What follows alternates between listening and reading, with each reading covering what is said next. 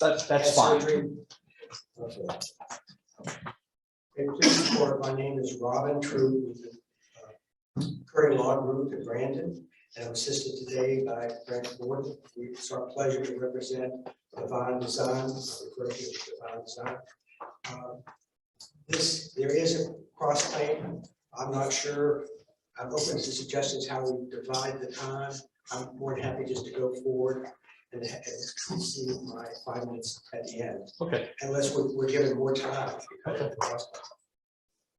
All right with you, sir? I'm happy to just go through my 20 minutes in one shot. Okay. That's acceptable to you? Okay. Then we'll proceed. Fine. Okay. Your Honor, it's a pleasure representing Divine Design here today. While this is a non-solicitation case between Divine Design and an employee who was employed for a number of years, received salary, and every customer that she saw was placed in her chair by the Divine Design. She did not bring in individuals. Everything was booked through the concierge desk as to who would be sitting in it. The solicitation agreement is very limited. She could go across the street and work. She could go down the street and work. She just could not service what is referred to as protected clients or customers that resided within 5 miles of Divine Design's headquarters in Brandon, where she worked. If they're 10 miles away, fair game. That was the only concern that they had. The trial court made a determination, entered a temporary injunction prohibiting her.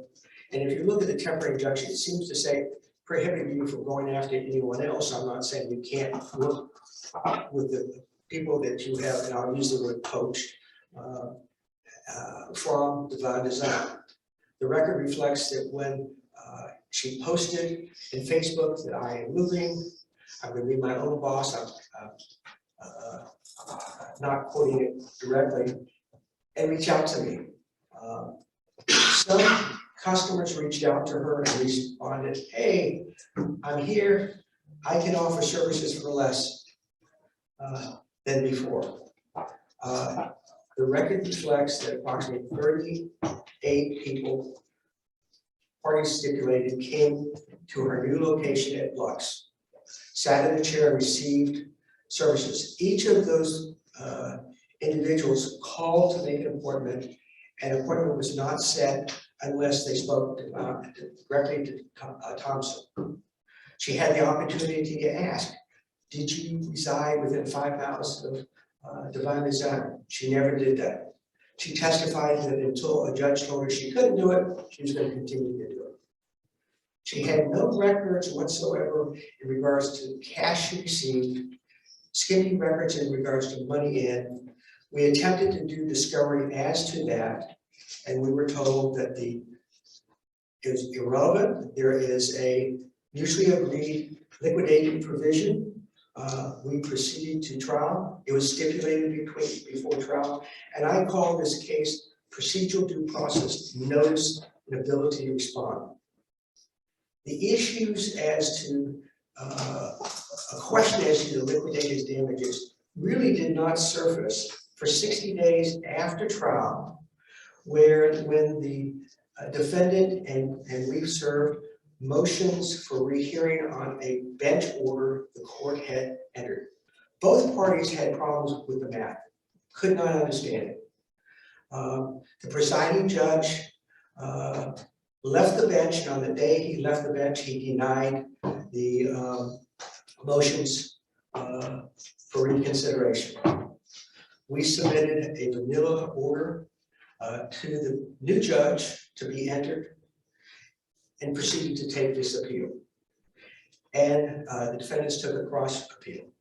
The main issue is that in the pleadings, the only affirmative defenses raised was failure to state a cause of action, and the restricted covenant is too broad. Nothing in regards to a penalty, nothing in regards to not relying. nothing challenging or putting us on any notice whatsoever that there was a defense to be raised to the liquidated provision. To the But didn't it- contrary, it was stipulated. But didn't the that- trial court here, Pardon me? didn't the trial court here apply the liquidated damage provision? Well, that's a good question, Your Honor. Steve Osher, the only forensic accountant who appeared, and we had two experts who appeared for damage, for distance and for damages, appeared and provided a damage calculation of $57,034.24. That was not entered by the judge.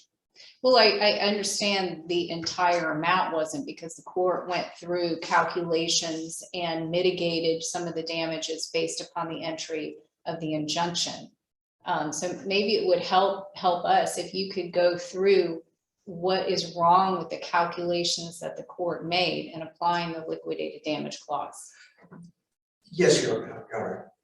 The provision provides that if a client is poached and leaves, it's more likely than not they're not going to receive any additional services from Divine Design. In fact, Ms. Thompson testified that she informed her clients that she was servicing that she could no longer service them because of Divine Design. The records reflect that the majority of those 30 some odd individuals enumerated in the exhibits did not come back to Divine Design for any services whatsoever. So that was the damages. They lost that opportunity cost that they had developed, and they lost it. We attempted to, as I said, we attempted to secure what she received, and there was nothing there. So we had to proceed at trial with the issue in regards to the liquidated damage provision. And we had someone interpret. There was no one on the other side, expert, who got up and put on a defense or questioned the calculations of the numbers until after, in the post-trial memos that was submitted, I believe it was April 15, 2022, or 20.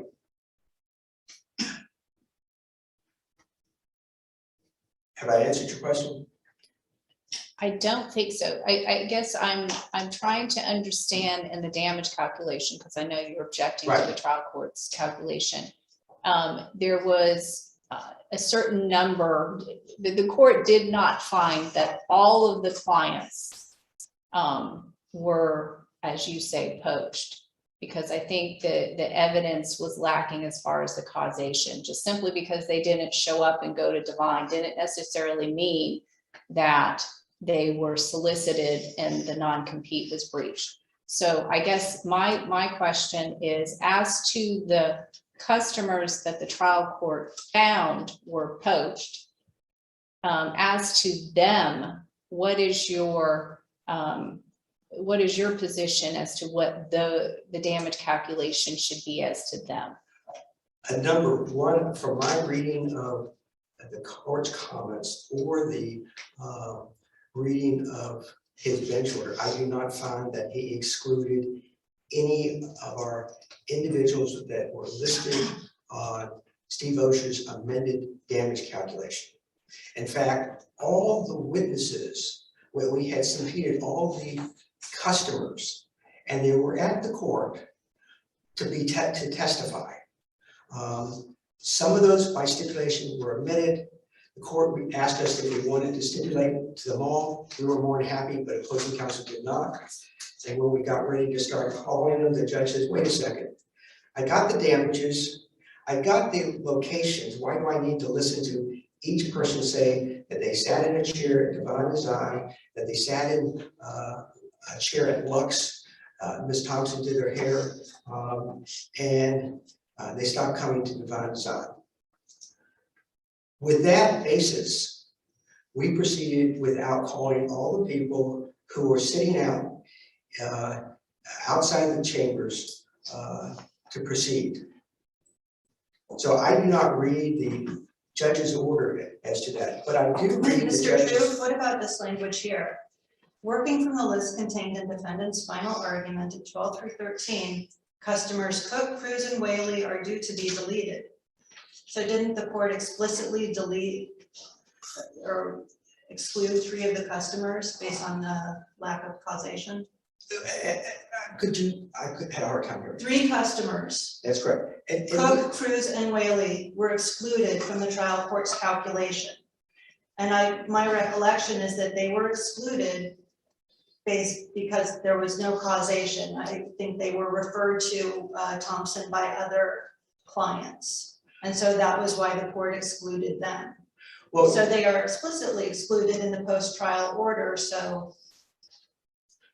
they have been excluded, and we purposely, on the second day of trial, excluded certain people listed as people that we believe should not be listed. So we don't have a problem with that from a standpoint, but the calculations the judge uses is he uses a number of 50% overhead. And there's nothing in the record that talks about 50% overhead. Well, wasn't the only testimony of what your loss, the problem was you had requested, one of the problems, my understanding is you had requested gross profits as opposed to net profits. So at trial, there was an issue as to what your actual net profits were. And that's why there were questions about overhead and what do you actually make on these clients? What do you actually make on products? And the only testimony that was given in that regard was, well, there's probably a 50% markup. No, I believe the testimony of Sam Rashid was there was 100% markup on sales. Okay. And sales would be selling product or selling jewelry. It would not be in regards to providing services. So I cannot find anything in your record for, in fact, references 100%. I find another thing in the record for the judge using 50%, as well as using dates, as I think was spelled out, that don't comport with the period of time. He misstated where the trial, where the intention was entered and the period of time. And that would be easy enough to fix, right? Because you Well, just look at the docket and see when it was actually entered. It would be easy enough to fix, other than in this case, the judge who heard the testimony is no longer sitting on the bench. I understand that, but there are no credibility issues or anything to be revisited or anything. It's just, he was basing it on when the injunction was entered, got that date wrong. So we can just go back, look at the docket sheet and say, this is the date that should have been entered. And just based on the calculation that the court has already come up with, just reapply the calculation based on the corrected date. Well, the issue that I have with that is that Judge Stevens appeared to say that the damage calculation was controlled by 542.335. And if you look at 542.335, it's a provision that talks about restricted covenants. There is nothing in that paragraph that talks about a judge having the ability to use the same standard in regards to a determination on damages. But it says a court shall modify the restraint and grant only the relief reasonably necessary to protect such interests or interests. And Your Honor, we pointed out there is no case cited or we could find that expands that for that type of relief, especially in light that for liquidated damages, you've got to show that there was a penalty or an unreasonable amount, and there was no evidence in the record establishing either of that. But isn't for starters, isn't it a provision that extends beyond 2 years presumptively unreasonable under the statute? The court made a determination under the statute that non-compete was limited to the non-solicitation, the action of soliciting was limited to 2 years. We're not arguing that. But the parties entered into an agreement as to what the damages would be. And we submit that that statute is not broad enough to make a determination of what liquidated damages in light of all the cases, including this court's cases, that talks about the test for invalidating or modifying a liquidated damage. Well, first of all, it can't be a penalty, right? Even under general contract principles? That is correct, and it was not, there was no affirmative defense that it was a penalty, and there was no determination in anything the court said that in fact was a penalty. But isn't that even narrower in the restricted covenant context? Because we're talking about, it's got to be reasonably tailored to address the losses suffered by, violation of the restrictive covenant. So so based on that plain language, you would think that you would have to even more narrowly construe a liquidated damages provision, is what I'm saying. Well, the issue is that it's a statute written by the legislature, it's supposed to be narrowly construed. I have found no cases that have said that this provision trumps the case law on liquidated damages that is controlling. Nor were we ever put on notice that that was going to be the intent. If we had had an affirmative offense, penalty, or anything having to do with the damages that was stipulated to, we would have been in a position to put on evidence contrary to that. Mr. Trump, if I could interrupt you for a moment, you're into your rebuttal time. So use your time as you wish. I just wanted to I don't- give you a heads up. Have I finished my 15 minutes? Yes, sir. Okay. I wanted to say it. Okay, very well. Mr. Harrison?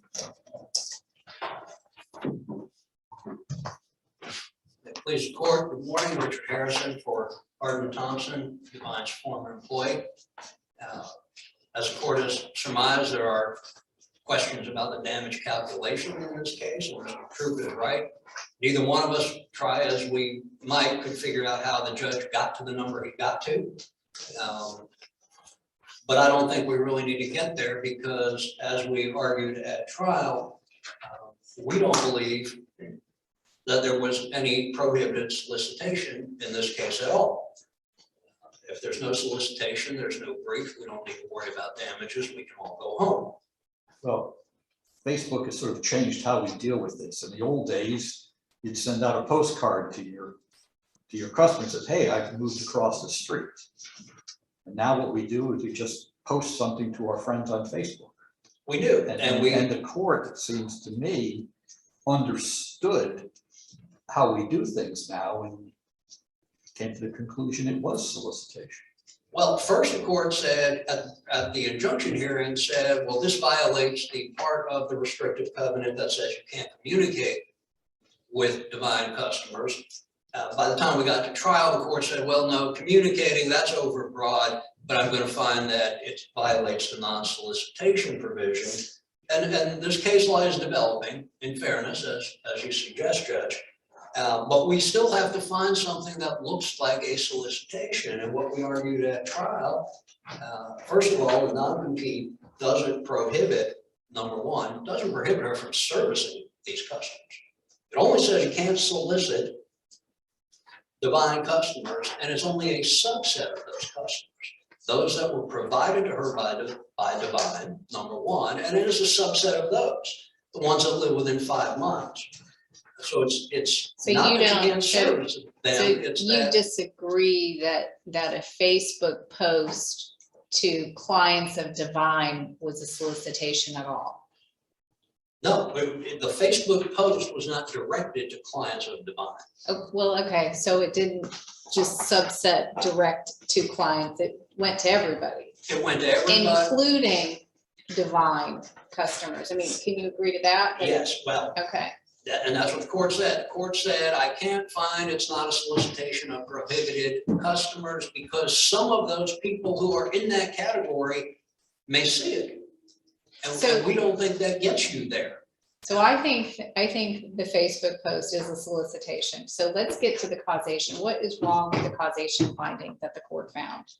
Well, the court said over and over and over in its order, I think 5 or 6 times, if there's a breach, we have to find causation. So did this solicitation cause these people to come to her?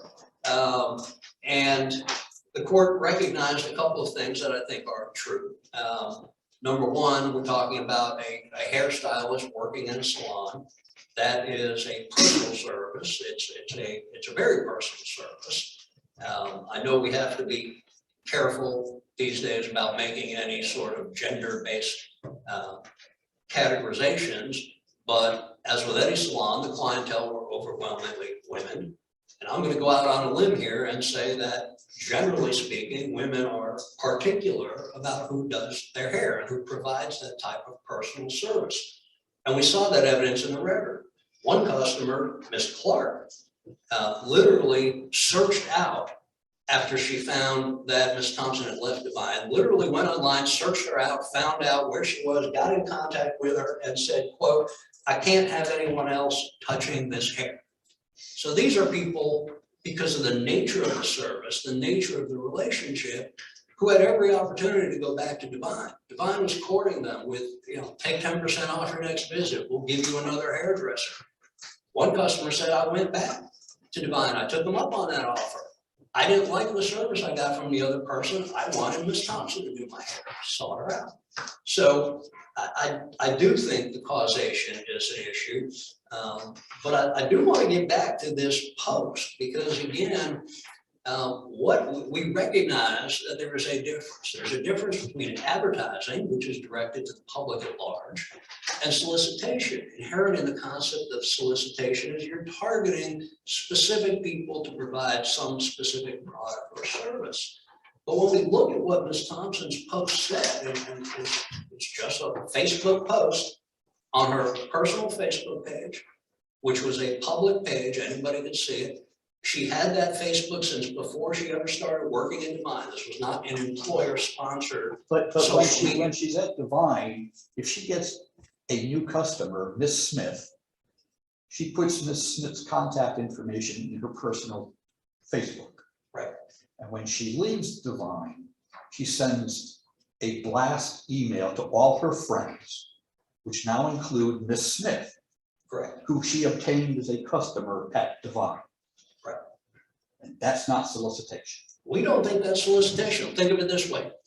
The agreement does not prohibit Ms. Thompson from advertising her new business. It prohibits only solicitation. Well, let's, okay, I don't do Facebook, but I'm told, and I have, the way Facebook operates is when you send out a post, you get a ding.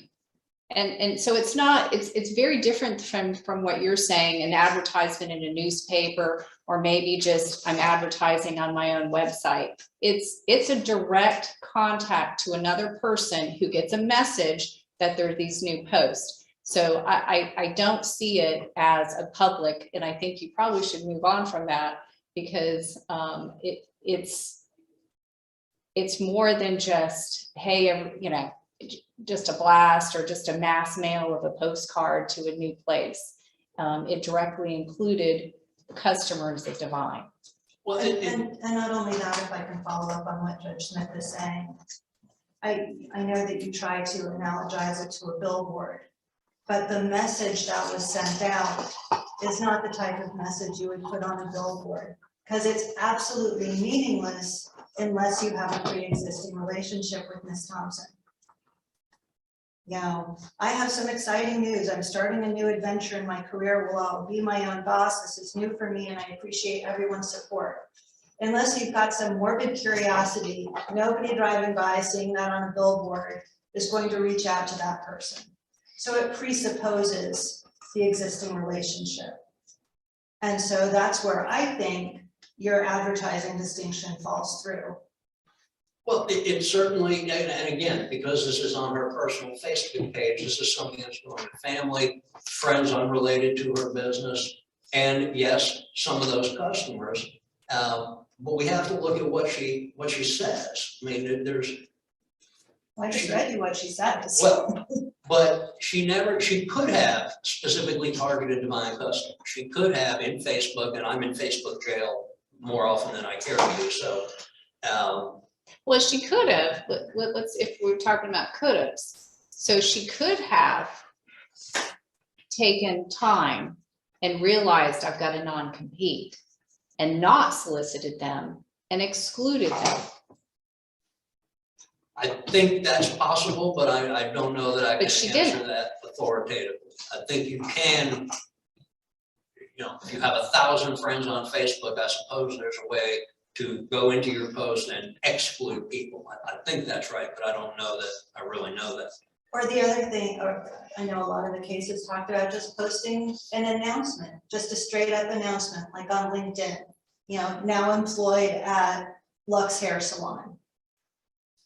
That's not a solicitation, it's not an advertisement, arguably, it's just merely an announcement. So there were other things that she could have done, but of course, we have to look at what she did do. Right, but this seems like more like just one of those informational posts. She didn't tag, DM me for details and promotions. well, but we have to look at what she says right before that. Please share with your friends and family. She's not directing it towards any existing customer base. She's asking, the call to action is please share with your friends and family. And above that, she says, I appreciate everyone's support. This is targeted to everybody she knows. Please share with your friends and family. She doesn't say, please come to my new salon so I can do your hair. She says, She doesn't say where she's moved? I'm sorry? She didn't say where she's moved to? No, she didn't say, it doesn't say, here's my new address. It doesn't say I haven't, it just doesn't. You could assume, I suppose, if you knew Ms. Thompson and you knew that she was in the business of being a hairdresser, you could maybe assume that she was continuing in that business, but this doesn't even really say that. It doesn't mention hair care, it doesn't say salon, it doesn't say Divine. She did not specifically tag those Divine customers, which is the way you make sure that someone in Facebook sees your post by individually selecting them to get it. She didn't do that. Mr. Harrison, we might be beating a dead horse. Why don't we go and talk about how the damages are or are not correct? Sure. There's one of the things that Divine complains about and argued below on the rehearing motions is that the court did not strictly apply the liquidated damages provision as it was written. And this is true. But their own expert didn't strictly apply it as it was written.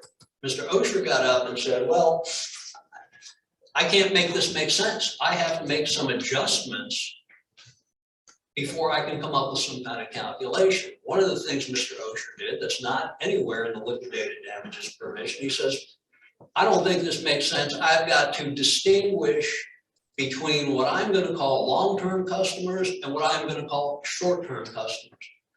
He made that all up. That's nowhere in the damages calculation. Let's go to a more basic question that I have. It talks about a 3-year revenue stream. Right.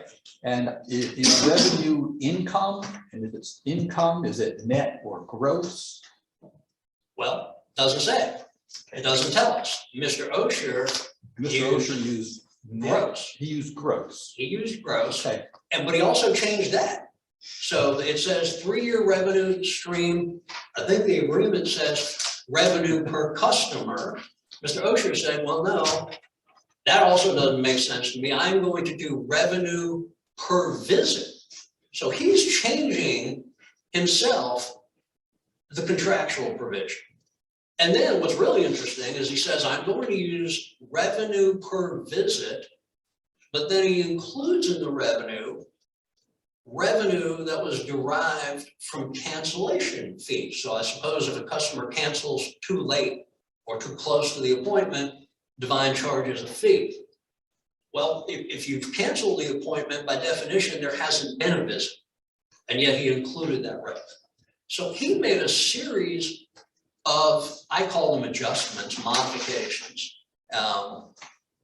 And I don't know that we have an issue with any of them. But when he adjusts for visits, that would include services that Ms. Thompson may not have provided? Is that- Yes, that he correct? included, and Divine argued that it should include all revenue from any source of revenue from that customer, even if it was something that Ms. Thompson didn't provide at Divine and didn't provide in her new location. Divine is a full-service spa. They do all sorts of salon services. Ms. Thompson did none of those other services. She only did hair at Divine, and she only did hair in her new location. So yes, we don't think it's appropriate if a customer is taking advantage of other Divine services that Ms. Thompson has never provided there and doesn't provide in her new location.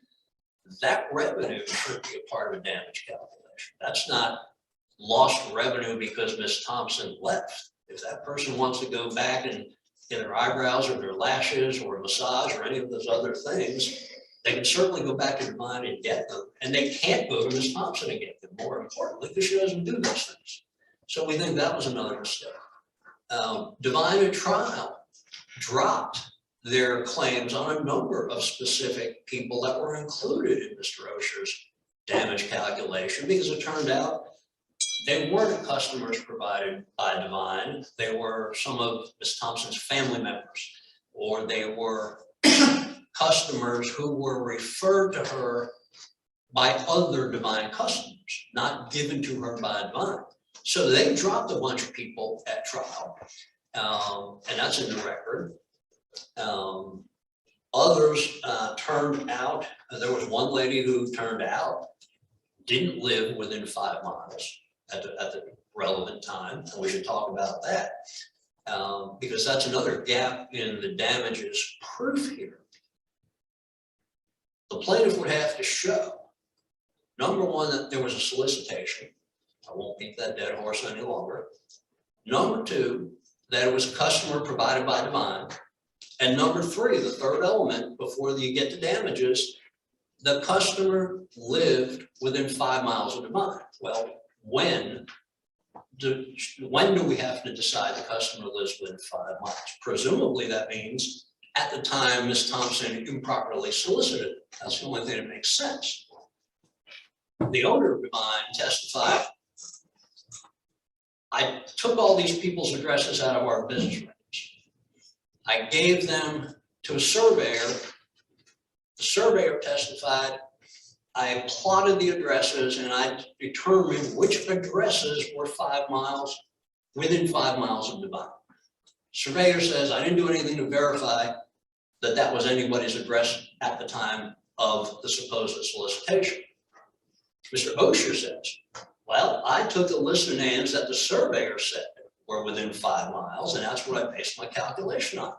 I also didn't do anything to verify that any of those people lived at that address at the time of the supposed solicitation. But wasn't that enough to establish a prima facie case? And then the burden has been on you to establish if they moved. Well, no, I don't think it is, and I think the judge didn't think it is. Number one, we had one customer come in and say, and this is exactly the problem, one customer come in and said, I did live at that address, but by the time Ms. Thompson left and I reached out to her, I had moved to a location more than 5 miles away.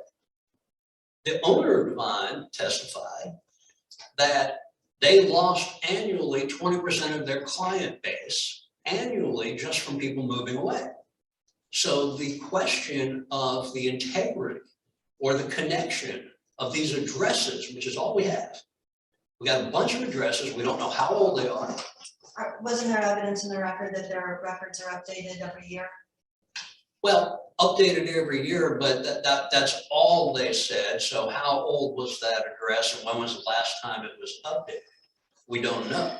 If it's a year old. What did Mr. Osher do or not do to account for the 20% attrition rate? He didn't do anything. Mr. Osher took the list of names that was provided from the owner to the surveyor and then to Mr. Osher. He did not do anything to account for attrition. That's one of the adjustments he did not make. He assumed and he said this, I assume that every name on this list is a protected customer as defined in the agreement. So he did not make any adjustment for the attrition at all. So I do think that's a gap in the proof. You would have to show that that person lived at that address at the time she was solicited improperly by Ms. Thompson, and there is no proof of that. Nobody verified that, and we have an owner saying, I lose 20% of my people because they move away every year. So we do think there's a question on the damages, even if you get to it on liability. And then on the trade secrets claim, which we haven't discussed yet, I think Judge Stevens got that right. He dismissed the trade secrets claim at the close of their case or close of trial. In fact, told them don't even brief it on your post-trial submittals. They briefed it anyway. He dismissed it again, dismissed it on denying the rehearing. And as Judge Stevens said, there's just nothing remotely here that looks like a trade secret claim. And I think he got that part of the case right. So our position is we think the post was advertising, not solicitation. There's no liability. The trade secrets claim, we think the judge got right. So we think the judgment should be reversed and judgment entered in full for Ms. Thompson. Thank you. Sure. I apologize. Take your time. Thank you.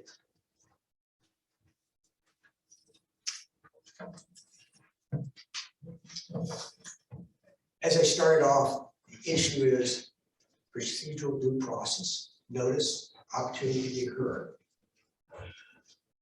Opposing counsel has raised a lot of things that he should have raised at trial versus raising for the first time this morning. Mr. Osher's testimony is clear, what he did. And if you look at the breakdown, there are some customers that 3-year average was like $800. Some of them were like $300. It all depended on the number of times they came and what services they rendered. By this art advertising, soliciting customers that are the protected customers, it has damaged Divine Design for all sources of income. And that was the understanding and the agreement of the parties at the very beginning. I think it's interesting looking at Judge Stevens' post-trial order. Page 10, he says the resulting figure of $54,646.70. Then he goes on, dividing by 12, it's $4,530.99. This is a reasonable amount called for under the liquidated damage provision. It can't, the liquidated damage provision is what was put on evidence, and the defendant had an opportunity to call his own expert and question anything he wanted. He did not do that. Did not, prior to that, never raised the issue that it was a penalty or anything else. To give us notice that that was going to be his position, and we could have addressed the issue of overhead. As you have seen in the one case Salties, there's a big difference in regards to a liquidated damage provision that has profits and overhead. And the court talked about, in that case, they had an expert on both sides opining on what overhead was. And it could be fixed or variable. There's nothing in the record here to even show any of that. So Let me ask you a question. Sure, yes, I ma'am. know there was a lot of ink spilled on the whole successor judge thing. And the implication being, or one of the arguments being that I think Judge Farfante really couldn't enter the final order after Judge Stevens heard the whole trial. If we were to decide that this needed to go back for some sort of further proceedings, would we have to order a new trial on everything, or could we just order a new trial on damages? Well, that's an interesting question. I have faced that in front of a judge in Clearwater. The parties can stipulate to the new judge using the transcript to proceed with trial. But the issue here is, we were not on notice of these defenses that have been raised. And it would not be in good conscience for us to stipulate to that without the record being totally open for us addressing these affirmative defenses that were never raised. So you're saying everything's just too totally intertwined?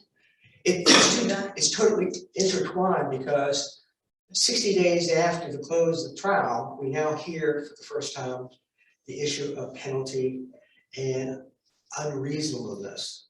But why can't the successor judge review the evidence and the transcript? I mean, I understand this may just simply be, is what you're saying, noise after the fact. I mean, if the successor judge is looking at the evidence, not the noise after, why can't a successor judge do that? But I realize, I recognize in order to do that, you do have to stipulate, because the law is pretty clear on that.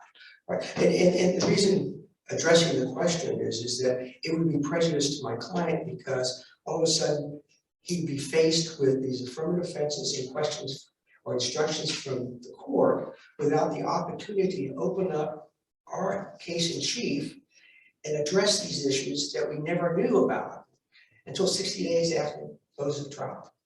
No, but I guess my point is wouldn't the successor judge only be limited to what happened at the trial, not all the belated arguments that happened after?